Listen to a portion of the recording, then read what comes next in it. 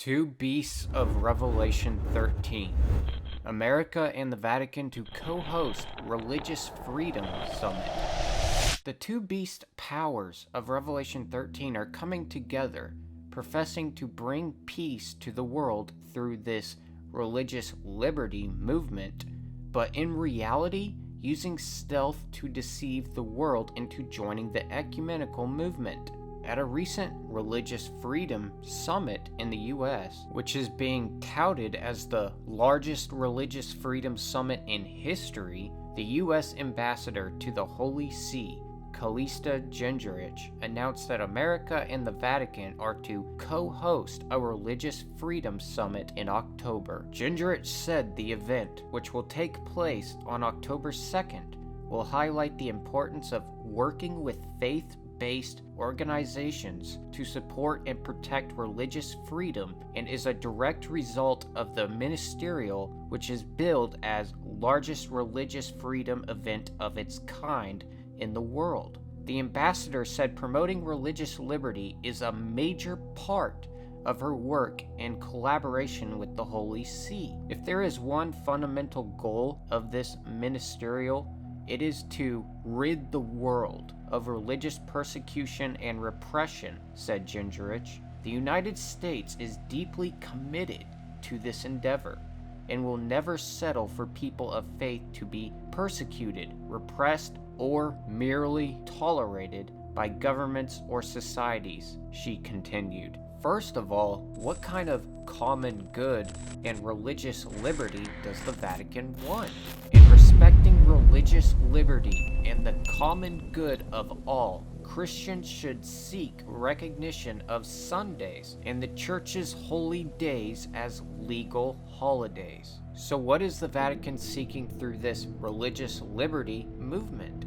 A Sunday law. And yet the people who are joining in this movement are blind as to where it is heading. They are heading right into Satan's trap in accepting the mark of the beast. And what two world powers did Revelation 13 tell us would unite in causing the world to take the mark? America and the papacy. Please see our pages America and Bible Prophecy and the Seven-Headed Beast of Revelation to identify those two kingdoms in Revelation 13. I will leave it in the description below. Please, brothers and sisters, it is vital you go read these articles to fully understand this message. See also, top Vatican diplomat calls relationship with U.S. strong and solid. It is interesting that the Bible tells us to rejoice when we are persecuted for our faith. See Matthew 5 verses 10 through 12. Because we are made perfect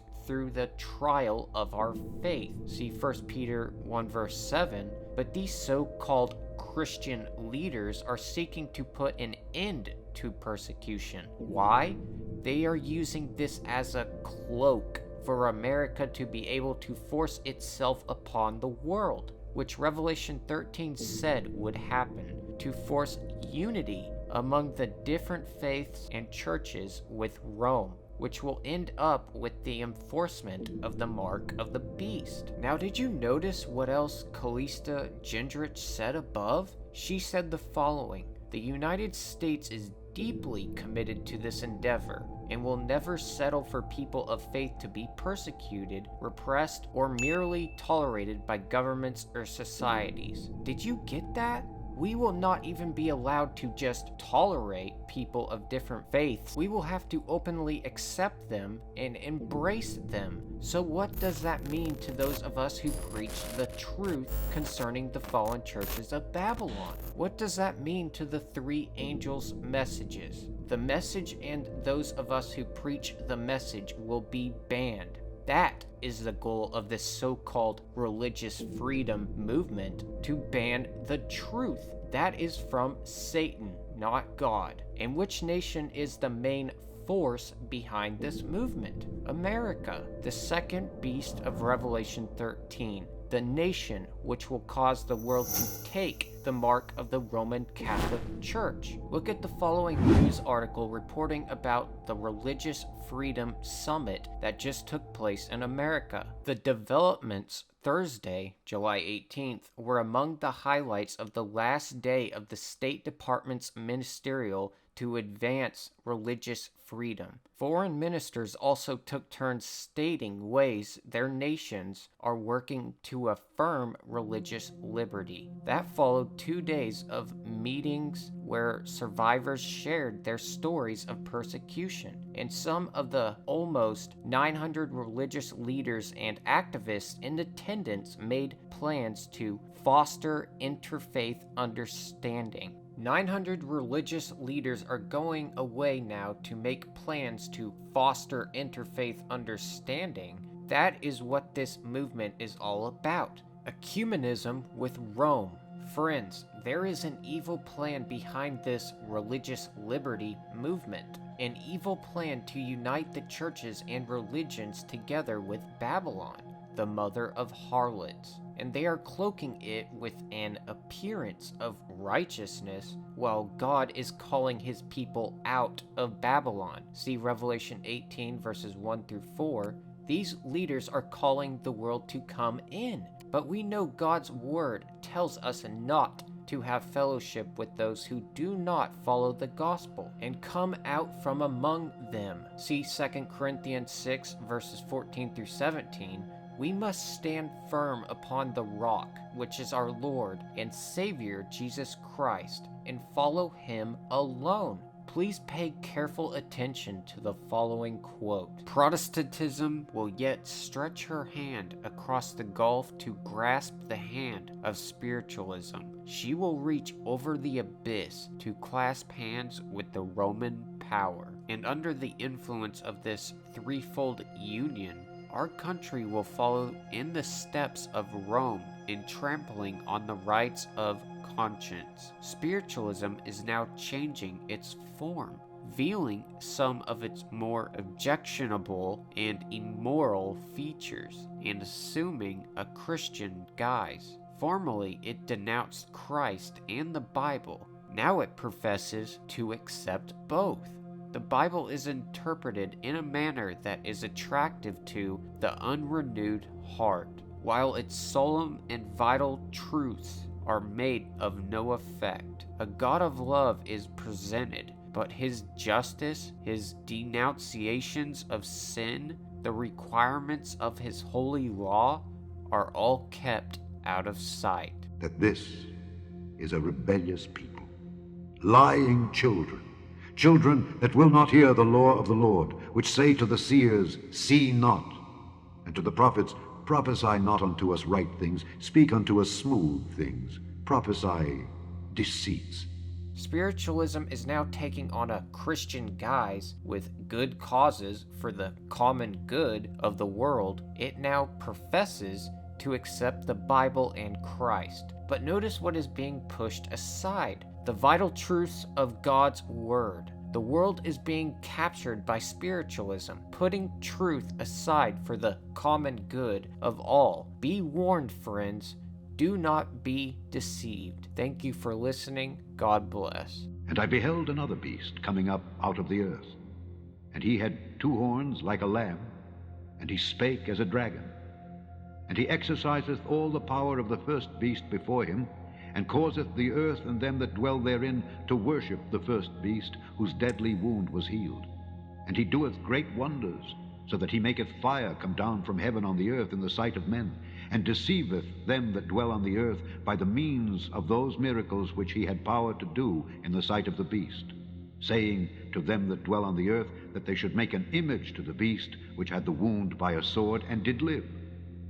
And he had power to give life unto the image of the beast, that the image of the beast should both speak, and cause that as many as would not worship the image of the beast should be killed. This organization proposes in every possible way to aid in preserving Sunday as a civil institution. Our national security requires the active support of all good citizens in the maintenance of our American Sabbath. Sunday laws must be enforced.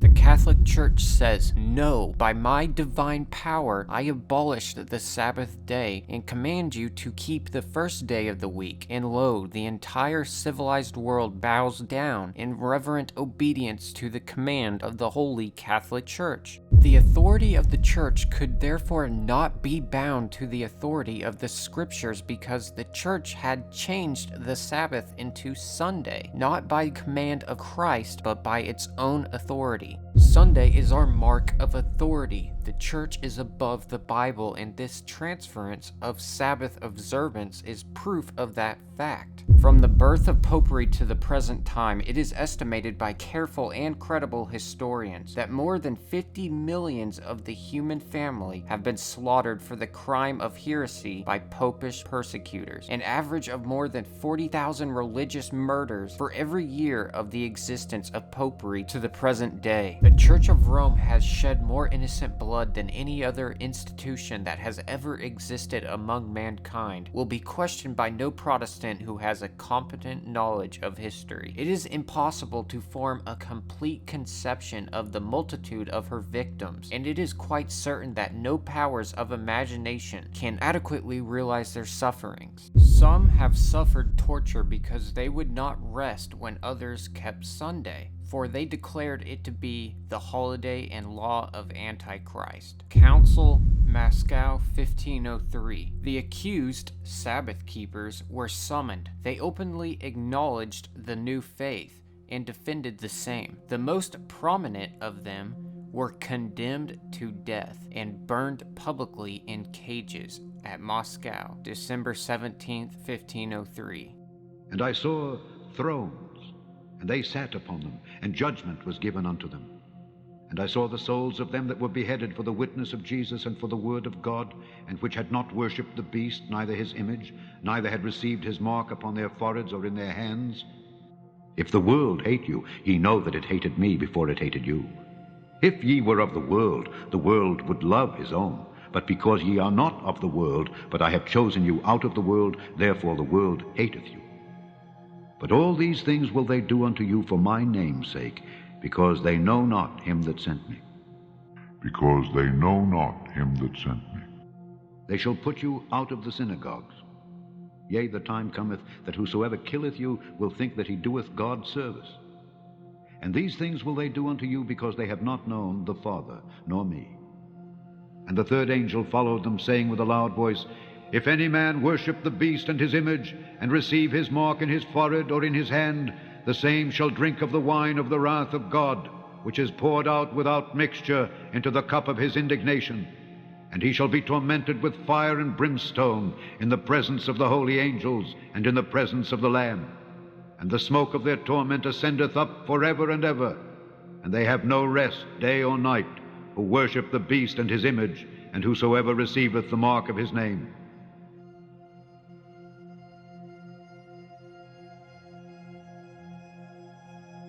Here is the patience of the saints.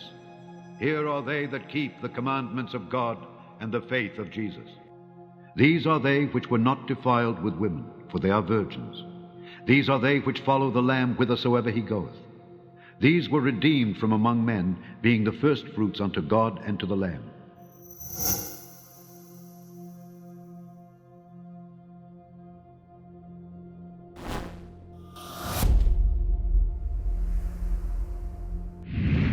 Thank you for watching. I pray this message has opened your eyes. Please make sure to read the links in the description and check out these amazing Bible truth videos. For more amazing Bible truth / Bible studies, go to end-times-prophecy.org. The links will be in the description below. God bless.